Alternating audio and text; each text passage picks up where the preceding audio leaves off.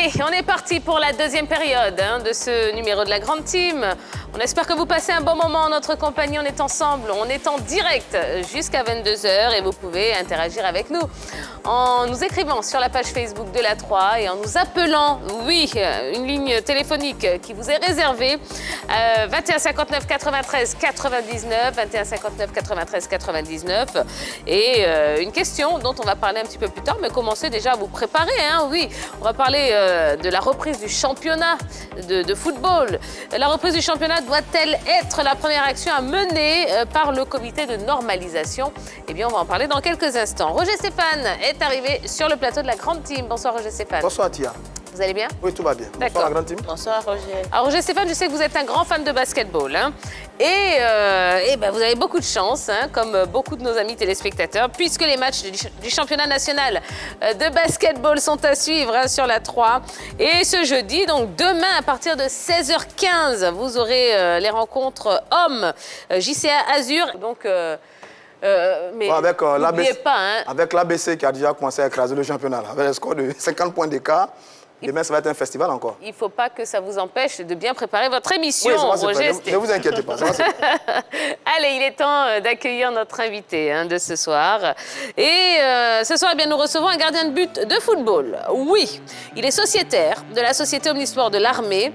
Merci d'accueillir, comme il se doit, chez vous, à travers vos écrans de télévision, Monsieur Drissa Bamba.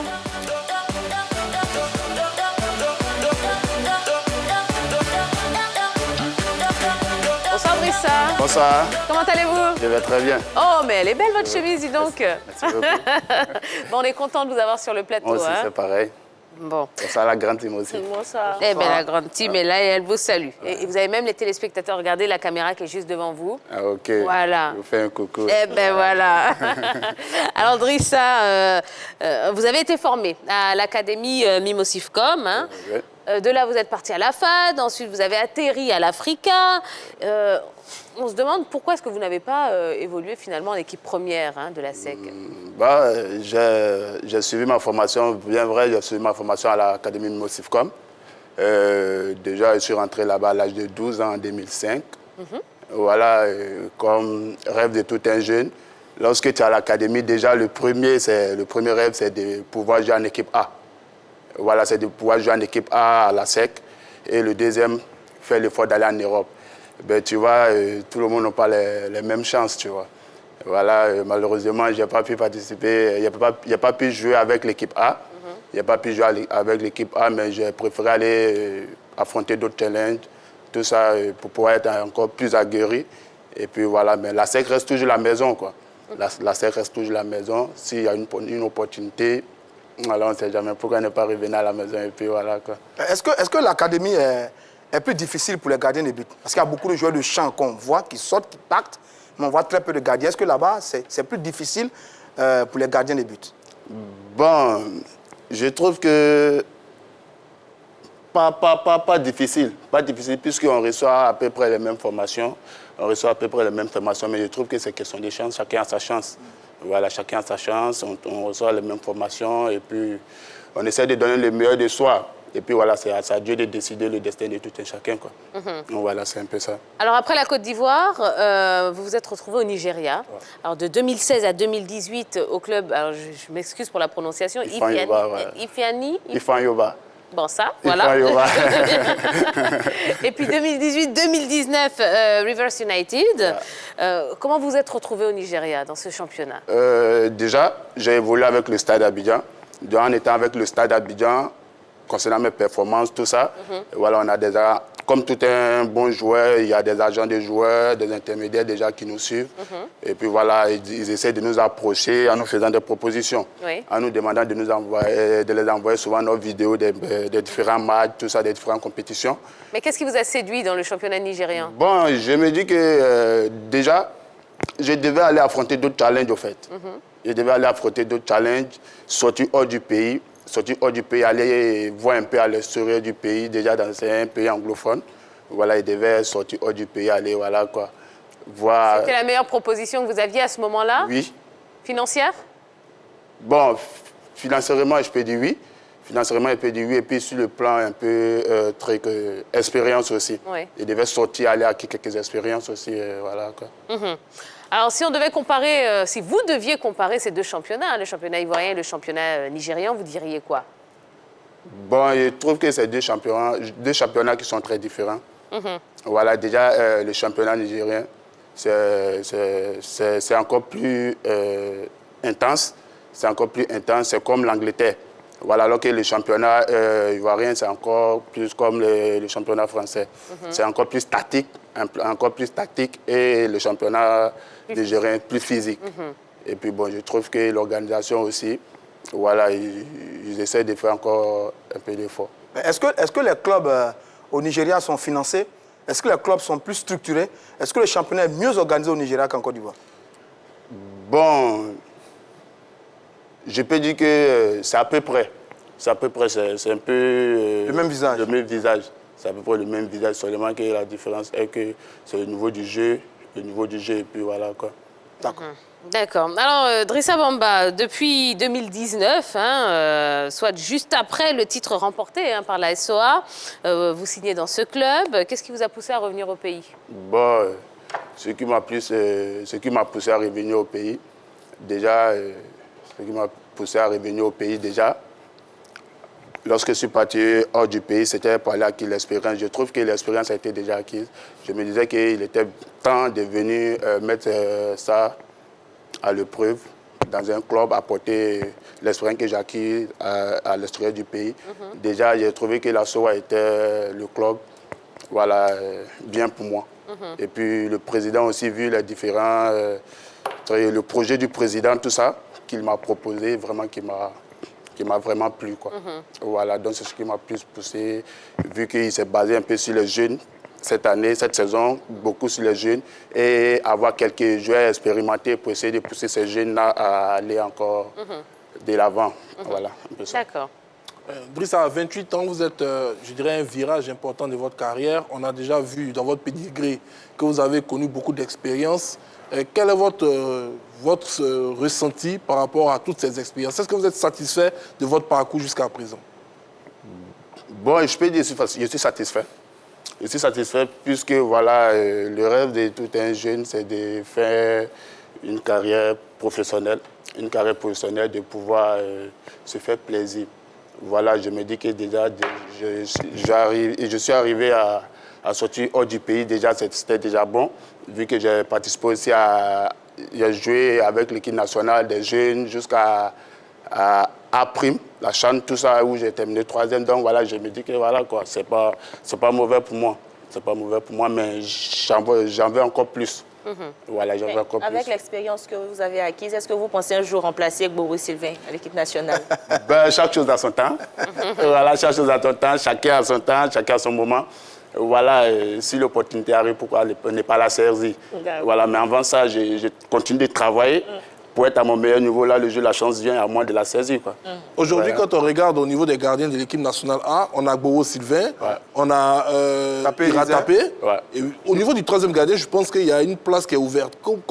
Quel regard avez-vous sur vos dévanciers, ceux qui sont déjà présents là-bas? Et puis, quel est votre objectif vis-à-vis de la sélection nationale à court terme? Bon, à vrai dire, on peut dire qu'il y a une place à prendre concernant du côté de la sélection. Mais je me dis, comme je l'ai très bien souligné, chaque chose a son temps. Chaque chose a son temps.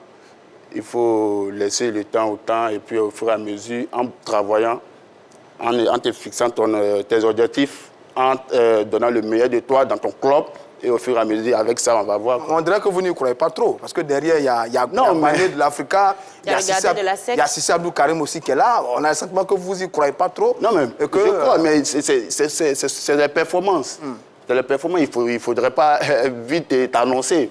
Il faut que tu fasses de belles prestations dans ton club, tout ça, c'est en fonction de ça, le sélectionneur, voilà, il fait ses choix. C'est ça, et voilà. Puis Stéphane, en même temps, notre invité est humble et il laisse son travail parler pour lui. Voilà, d'accord avec c'est tout. Belle prudence, c'est normal. Merci beaucoup. Mais reconnaissons qu'il y a une très grosse concurrence dans ce poste de gardien de but. Mais en tant qu'un footballeur, il faut t'attendre toujours à des challenges. Absolument. Ah ben c'est ça. Bien dit, mon cher ami. Voilà, allez, mesdames et messieurs, Drissa Bamba, hein, et notre invité ce soir, si vous avez des questions à lui poser, eh bien, n'hésitez pas à le faire en allant sur la page Facebook de l'A3. Et puis, on sera votre relais comme ça pendant toute la durée de l'émission. Allez, on va passer à l'actu de ce soir.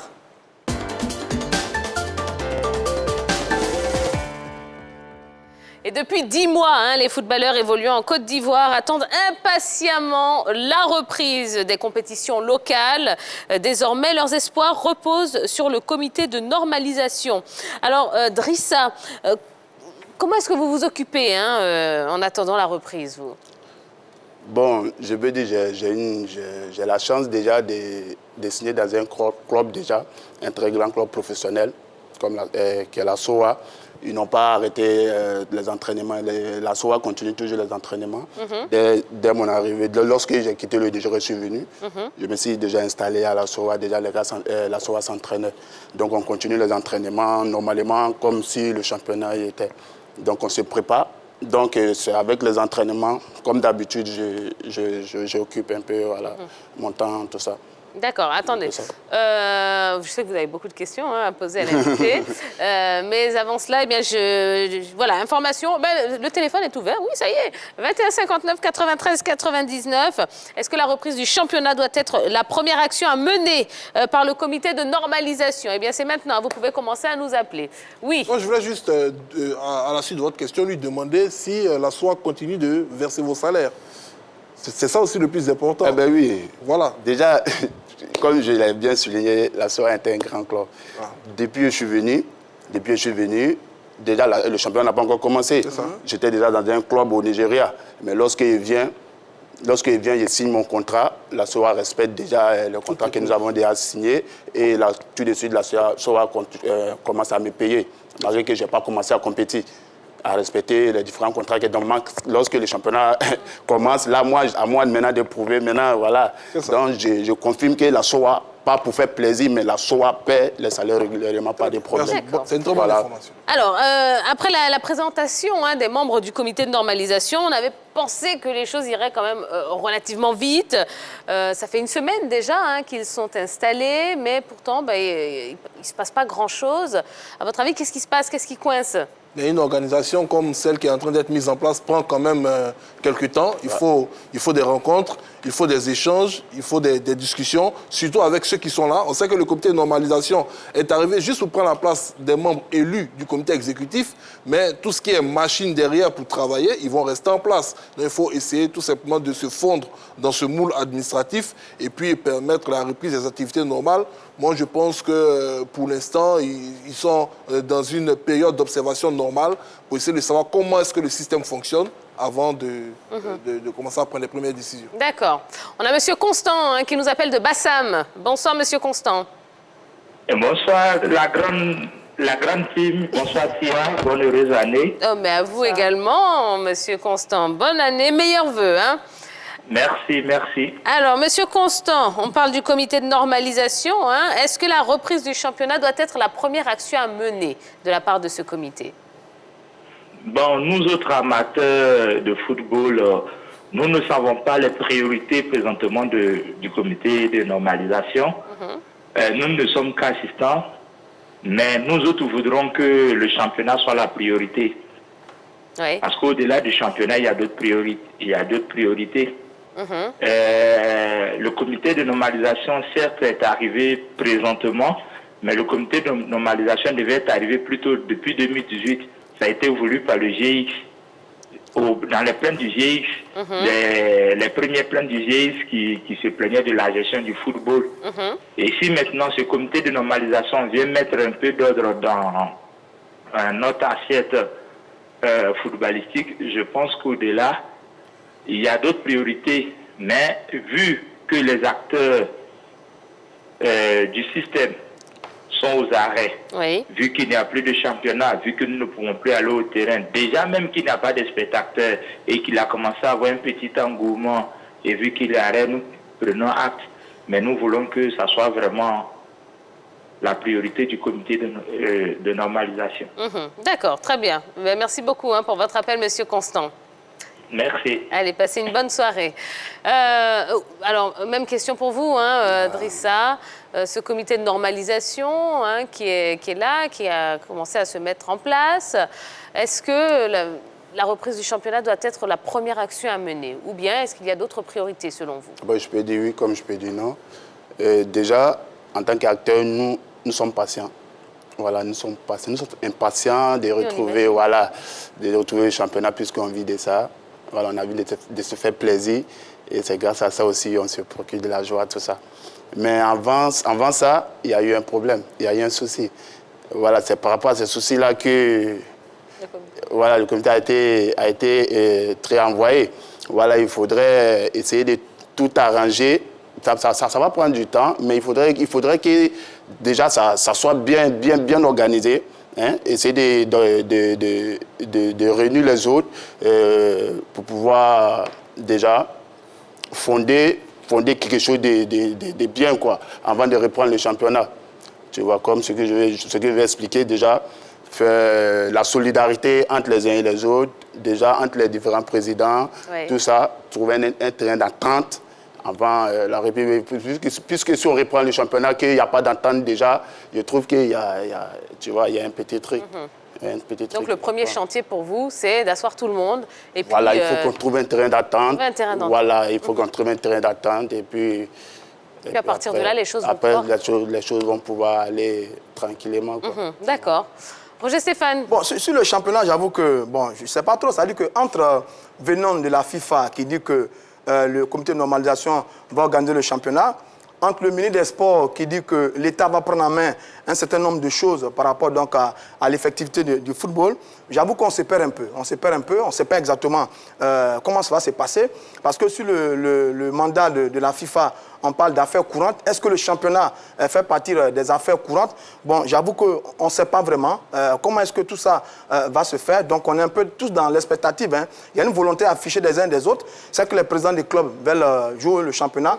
Bon, maintenant, comment ça va se faire? J'avoue qu'on est tous un peu dubitatifs sur la situation. D'accord. Faisons un tour sur la page Facebook de la 3 Yellow. Oui, il y a Samba Delany Samuel qui donne son avis. Oui, ce comité doit reprendre le championnat. Ensuite, demander aux clubs et groupements d'intérêt d'organiser leur AG et donner la liste de leurs représentants. Ensuite, proposer les nouveaux tests FIF. Ensuite, ouvrir la voie des élections, recevoir les candidatures, campagne et vote. Et l'affaire est finie.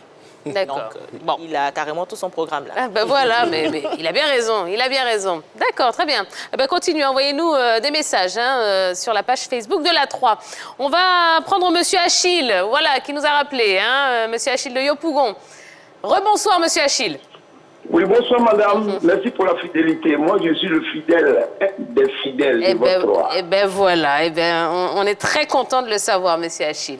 Alors, ça y est, voilà, là on y est. On parle donc de ce comité de normalisation. Est-ce que la reprise du championnat doit être le premier chantier, la première action à mener de la part de ce comité de normalisation? Il va de soi, vu les difficultés financières qu'ont les clubs. Je pense qu'en venant en Côte d'Ivoire, déjà la mise à disposition des fonds Covid, donc donneront une santé financière, n'est-ce pas, à nos clubs. Mais le premier véritable problème à attaquer, c'est le problème de l'Africa. Moi je dis toujours, les conventions librement signées par deux parties constituent une loi.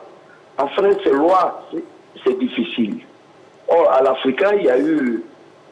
n'est-ce pas, une convention, un protocole d'accord transactionnel qui a été signé et naturellement qui devait être respecté rigoureusement comme l'a fait M. Bailly.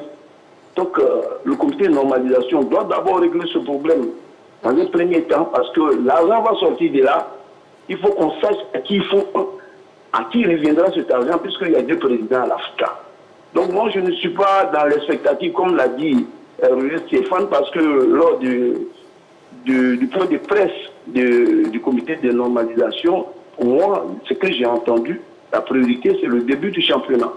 Maintenant, je voudrais sauter sur l'occasion pour dire clairement que Didier Drogba n'a eu aucun problème de parrainage parce que tous ces parrainages sont illégaux.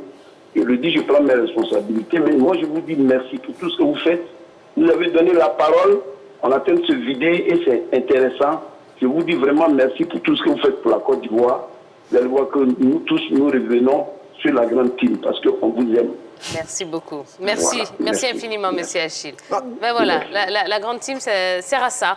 Hein. La grande team, c'est le plateau où tout le monde peut venir s'exprimer. Voilà, on peut ne pas être d'accord sur certaines choses, on peut avoir des avis différents, on peut penser différemment. Et ben ça sert à ça, la grande team. Alors, sur le championnat, oui, ça a été dit. Maintenant, par qui? C'est exactement le problème aujourd'hui qu'on a. Qui l'organise? Est-ce que c'est le comité de normalisation qui l'organise? Est-ce que c'est le ministère des Sports qui va prendre ce dossier en charge? Ça, on ne le sait pas. Parce que ce qu'il faut savoir, c'est que la FIFA n'organise pas les championnats nationaux. La FIFA finance les projets de développement. L'organisation des championnats nationaux, elle lui ressort les associations. Donc, c'est pas qui c'est le problème. Parce que les championnats, c'est beaucoup de choses quand même. Vous avez d'abord le financement. Les 76 clubs, Ligue 1, D2, D3, ils sont à 2 milliards 400 millions de francs CFA sur le financement pour une saison. Il y a ça à trouver. Ensuite, le championnat, c'est une logistique. Vous avez besoin d'arbitres, de médecins et tout ce qui accompagne le championnat. Alors, avec qui on va faire ça? Est-ce qu'on va faire ça avec l'ancienne équipe, c'est-à-dire le comité exécutif de la fédération sortante, qui nomme tous les présidents des différentes commissions qui organisent le championnat? Est-ce qu'on va mettre sur pied un comité ad hoc qui va trouver de nouveaux acteurs par rapport à l'organisation du championnat? Ou alors le comité ad hoc lui-même va s'appuyer sur des gens en interne au niveau de la fédération pour gagner le championnat? Donc il y a tellement de questions qu'on se pose en ce moment, parce que le championnat, ce n'est pas une affaire de 2 matchs ou bien un tournoi. Non, c'est 9 mois de compétition, c'est beaucoup de choses. Donc on ne sait pas exactement de qui exactement va prendre la main pour organiser la compétition. C'est pour ça que je dis qu'on est dans l'expectative. Mais à la vérité, on veut tous la reprise du football, comme l'ensemble des présidents des clubs. Mais qui exactement? Voilà tout le débat en ce moment. Il faut noter également que de la date de l'annonce de la reprise du championnat au début effectif du championnat, il faut au moins 3 semaines pour permettre aux différents clubs de pouvoir se mettre en jambe. Donc déjà, plus on avance, plus on a quand même quelques doutes sur la possibilité de tenir le championnat sur l'année qui vient de débuter. Donc je pense que Roger Stéphane a levé un point qui est essentiel. Il faut beaucoup de clarifications à ce niveau. Déjà savoir qui organise ce championnat, quels en sont les acteurs et la date de début de cet exercice. Idrissa? Oui. Oui. Vous voulez vous exprimer là-dessus? Oui. Allez-y. Je suis d'accord. Je suis d'accord, puisque voilà, comme il a su bien dire, il faut réellement savoir, il faut réellement connaître qui, au fait, voilà, qui là, par rapport à la reprise, quels sont ceux qui vont organiser, voilà. Déjà, le comité de trucs, normalisation, déjà, il m'a dit que peut-être qu'ils sont venus par rapport à l'élection. C'est ça. Voilà, ils sont venus par rapport à l'élection. Voilà, maintenant, bon, à ce que je ne sais pas s'ils sont venus par rapport à la République, mais ils sont venus par rapport à l'élection, à pouvoir trouver un terrain d'attente, de telle sorte que l'élection puisse bien s'organiser.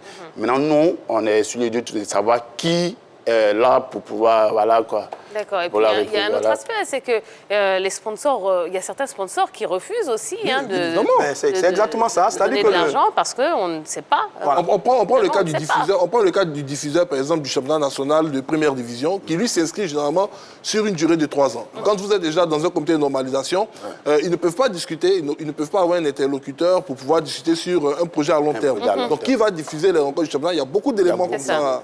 C'est vrai. Alors on a M. Ouattara qui nous appelle de Boaké. Bonsoir, M. Ouattara. Oui, bonsoir. Vous allez bien, M. Ouattara? Oui. D'accord. Alors, M. Ouattara, est-ce que la reprise du championnat doit être la première action à mener par le comité de normalisation? Bon, selon moi... Allô? Oui, on vous écoute. Selon moi, il faut que le comité de normalisation commence sur les différentes bases. Qui sont? Il y a organiser les émissions de différents fonctionnements. Oui, allez-y, M. Ouattara. Voilà. Comme on l'a fait dans l'Afrique avec les arbitres. Il finit avec ces problèmes-là parce qu'on sait déjà qui en a fait quelle structure.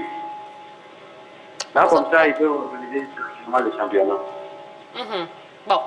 Non, selon moi, c'est là que c'est D'accord. Voilà. Très bien. Merci beaucoup, M. Ouattara, pour votre appel. Merci. D'accord. voilà, rapidement, si vous nous appelez, hein, effectivement, éloignez-vous hein, du poste, de votre poste de télévision. Comme ça, la liaison sera encore meilleure. Merci. Alors, tiens, à la vérité, le vrai problème qu'on a, c'est qu'on est tous dans une ère nouvelle, l'ère de la normalisation. Personne ne sait exactement c'est quoi c'est nouveau pour nous. Donc, ceux qui l'applaudissent et ceux qui sont méfiants, tout le monde observe un peu. Là, par exemple, est-ce qu'ils ont pris pied à la fédération? On ne sait pas encore.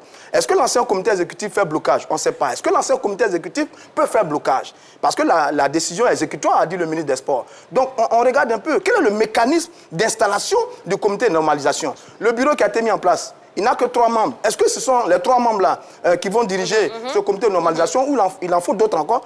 J'avoue qu'on ne sait vraiment pas. On a tous les regards tournés vers la FIFA pour bien comprendre cette affaire de normalisation. Et nous, on a les yeux tournés vers la page Facebook de la 3 puisqu'il se passe énormément de choses. Puis sur le commentaire de Fred Trouk qui dit « La première action à mener, c'est de pacifier tout le monde du foot ivoire. Emmener tous les acteurs clés à se parler pour qu'on sorte de ce bourbier. La Côte d'Ivoire est une grande nation de foot. Taisons les querelles pour un lendemain meilleur. Le talent est là. Il faut juste bien organiser les choses.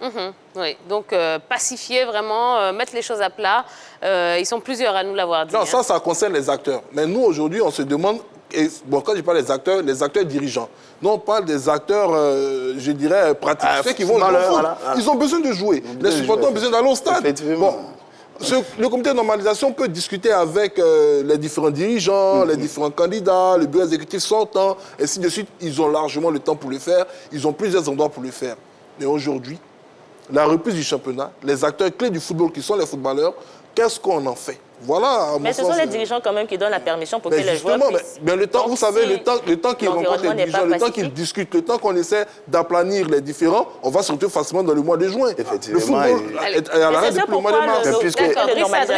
On vous écoute, allez-y. Normalement, on doit, tu vois, déjà, on doit donner... Actuellement, rien n'est normal déjà. Oui, il y a une liste à donner déjà concernant la CAN, la Ligue des Champions, tout ça. Mais si le championnat n'est pas organisé à temps, c'est un peu difficile. Nous, les acteurs, déjà, c'est de ça nous vivons. Tu vois, c'est de ça nous vivons. À part ça, on n'a pas d'autre métier. Donc, nous voulons la reprise du championnat, en fait. Je me dis qu'on peut reprendre le championnat au moment que le championnat se joue, ils peuvent essayer de discuter, d'essayer d'arranger. Mais vraiment, nous sommes impatients de pouvoir retrouver le terrain, quoi. Donc, voilà, on veut jouer. On veut se faire plaisir. Vraiment, moi, je tiens qu'à demander pardon à tous les dirigeants, à tous les dirigeants, différents présidents, vraiment, de mettre bas la terre, vraiment de penser à nous, les frères, les fils, voilà, de telle sorte qu'ils puissent trouver un terrain d'entente et laisser le championnat commencer pour qu'on puisse se faire plaisir, quoi. Voilà, c'est un peu ça. Allez, dernier appelant, c'est M. Mohamed qui nous appelle d'Akwedo. Bonsoir, M. Mohamed. Bonsoir, madame. Comment allez-vous? Je vais bien, madame. Et vous? Ça va très bien, on est content de vous parler ce soir. Moi aussi, je suis content. Chaque jour, je suis votre émission, je vais participer. Aujourd'hui, je profite. Eh bien, écoutez, on est ravis. Alors, dites-nous ce que vous en pensez. Est-ce que la reprise du championnat doit être la première action à mener par le comité de normalisation? Selon moi, effectivement, il faut que cette reprise soit la première des choses à faire pour le comité de normalisation. Parce que vous savez, nous les jeunes, on a laissé tout pour le sport, pour le football en particulier. Et on ne fait rien d'autre que ça. Et si on dit aujourd'hui que tout cela est stoppé, qu'est-ce que nous allons faire? Maintenant, aujourd'hui, si il y a des solutions qu'on peut reprendre, moi je pense bien que c'est la première des choses à faire. Parce que c'est comme si c'est notre commerce qui est arrêté là. Eh bien oui, absolument. Vous êtes joueur également? Oui, je suis joueur, je suis footballeur. Vous jouez dans quel club? Pour le moment, je n'ai pas encore eu la chance de voler dans un club. J'ai joué avec les réservistes des stades d'Abidjan. Au moment où Bamba même était encore au stade. Il me connaît très bien, Mohamed Alcantara ici. Et après, je me suis retrouvé avec l'équipe de AFC. Et maintenant, je mène deux vies, quoi. Je mène une double vie maintenant. Je suis comme professeur d'anglais dans une école là. Et je continue toujours le sport. Mais vous avez bien raison. Merci beaucoup. Bon courage. Salut mon grand frère Bamba. Je te fais un coucou. Bonne chance à lui et que Dieu fasse qu'il progresse de haut niveau. Amen, amen. Qu'il arrive à jusqu'en Europe, dans les grands clubs comme les Buffon. Amen. Ah, ben dis donc. Ah, ben voilà. Le top niveau. Hein. Allez, merci beaucoup, Mohamed. Bonne soirée. Alors, Drissa, dernière question en ce qui concerne cette partie. Vous, en tant que joueur, qu'est-ce que vous attendez concrètement de ce comité de normalisation? Bon, vraiment, on avait déjà signé. Le comité de normalisation, normalement, on ne sait pas exactement si ce sont eux qui sont vraiment, si la reprise du championnat est vraiment consacrée. Voilà, tu vois. Ou soit ils sont venus par rapport à l'élection. Voilà, moi, je trouve que si vraiment ils ont quelque chose à faire par rapport à la reprise du championnat, je trouve que voilà, il faudrait qu'ils essaient en premier plan, essayer de faire de telle sorte que le championnat puisse reprendre, de telle sorte qu'on puisse, on puisse jouer, exercer nos professions pour se mettre à l'aise et puis essayer de nourrir nos familles. Essayer de nourrir nos familles. Puis à part ça, il n'y a pas d'autres métiers. On n'a pas d'autres métiers à faire. On n'a pas d'autres métiers à faire. Il y a plein de nos frères, vraiment. On ne peut pas tout dire, mais voilà.